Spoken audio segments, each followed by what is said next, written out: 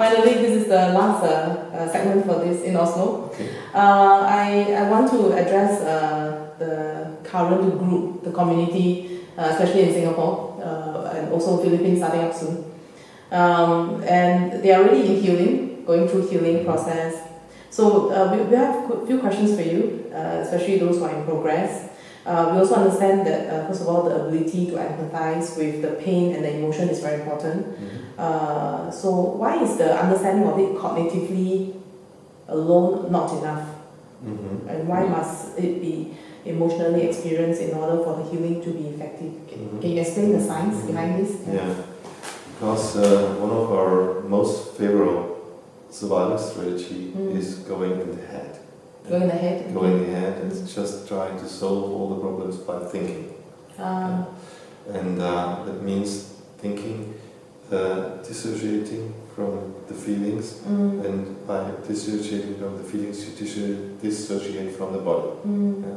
So, of course, thinking is good, and thinking is very valuable, but if this thinking is disconnected from the emotions, then it doesn't help.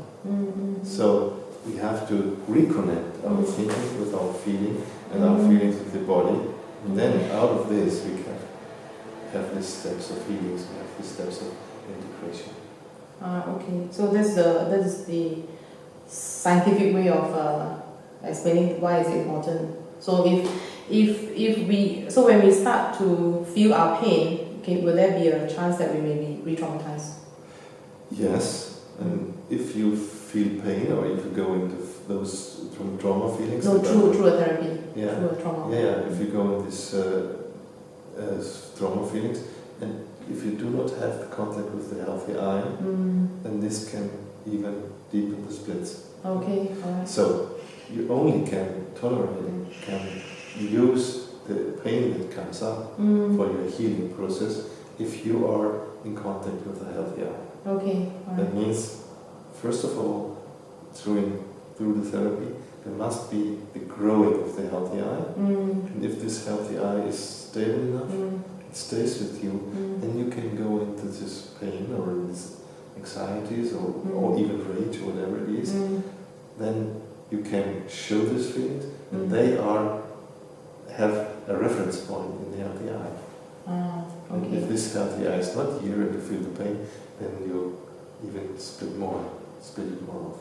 Okay. There are healing feelings, feelings that have a healing capacities, if they are together with the healthy eye. And if the healthy eye is not there and you have a surviving eye, and feelings come up, there is no integration, no healing. So how do you know whether there is healthy eye or not when you are going into emotions in the process? How do you, as a client, how do you know? Would you be able to know? No, as a client, it's difficult for you to decide. So the therapy has to the therapist has to decide, okay, is the healthy eye here? Is the client getting awareness? Yeah, and then you can support it, or you can say stop it, it's not. It's not now the right moment to go deeper in these feelings, because there is still no healthy eye. Okay, sure. Are there any tips to prevent us from re-traumatizing ourselves? Especially right after the process. Like right after the process, we may go home and suddenly we may remember some of the scenes, and then we start to have, healing emotion. So, how to prevent ourselves from re-traumatizing ourselves outside of that means after the process? Yeah. Yes, the thing is, especially those who have not experienced therapy before, and they are afraid they will open the floodgates and it will not stop. Yes, a good process, a good therapy process keeps the limits and gives you so much as you can digest. And of course, maybe this goes further on, the process goes further, maybe 1 day, 2 days, sometimes maybe a week, but then it's done. Okay. Yeah. So in a way, I would say tolerate what comes up. Tolerate. Don't get into stress, or don't panic. Okay. Just when the feelings allow it. Don't panic. Don't panic. Yeah. So for those who have no ability, this is a very famous question. Those who have no ability to connect after they do process, they have no ability to really connect with themselves emotionally. What do you think is happening, and what are some practical steps they can take to come into contact with their emotions? If you don't feel emotions, but Yeah. you surely After doing a few, they still can't feel. Yeah, but it seems that you still need protection. That you have the eyes not stable enough not to really tolerate the emotions that come up. So it's a protection you need still, and then accept it. And as long as you need the protection, it will stay. And when you're prepared and you have the eyes big enough, then also the emotion can come.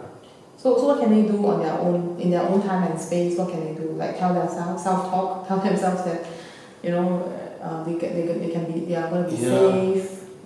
Yes. It will be safe. No. In a way, you just being. Don't put pressure on yourself. Okay. Yeah, don't put pressure on yourself. It starts to really be more patient with yourself. Don't criticize all the time yourself. Don't say, I'm not able or whatever. Just be patient with yourself. If you once are on the right way, in the right street towards going and looking and finding your true identity, it takes time. Don't worry. If the direction is right, you will get there. Have you ever had a client who really take a long time to feel? They all take their time. And this is something that our surviving strategies wanted to put pressure on us. Do it now and do this immediately and now.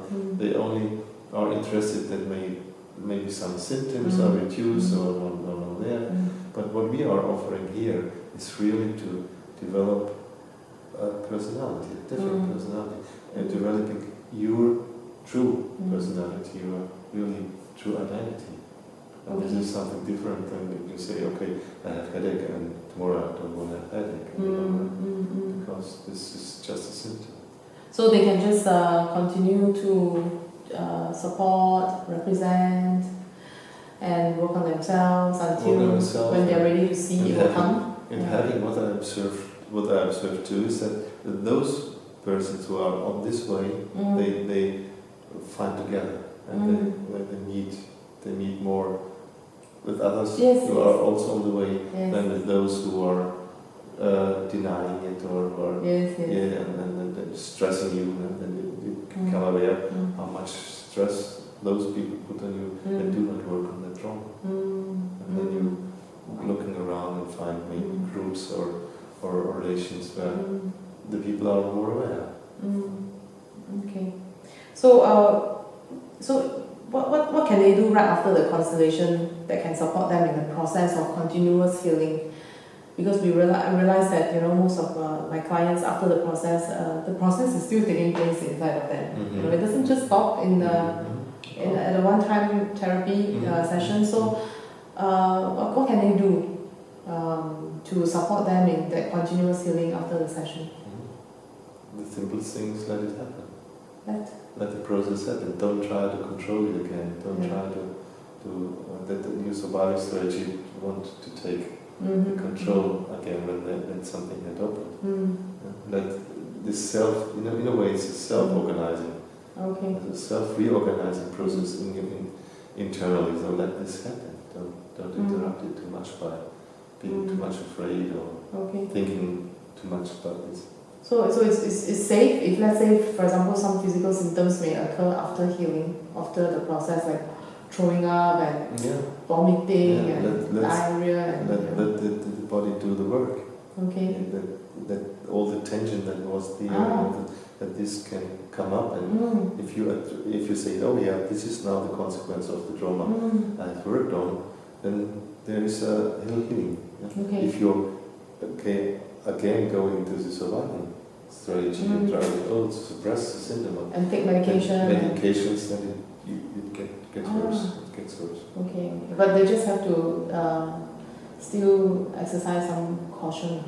Because some people actually go into some reaction right after the process. So of course, it is good that you can reflect it with your therapist and write emails if or telephone call. Sure.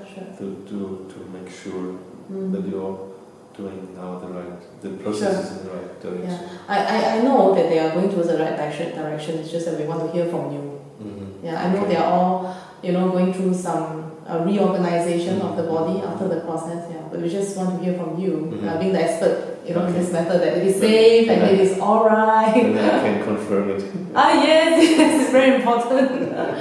Okay, so do you have anything to say to those who are already embarking and doing continuous healing on themselves? Yeah, so congratulations that you do this step and you can do it and you take your time and spend time for that, and it's the best thing we can do, the best investment we can do on ourselves. If we really look at ourselves and what happened, it was still stored in our body as a memory of part of that past.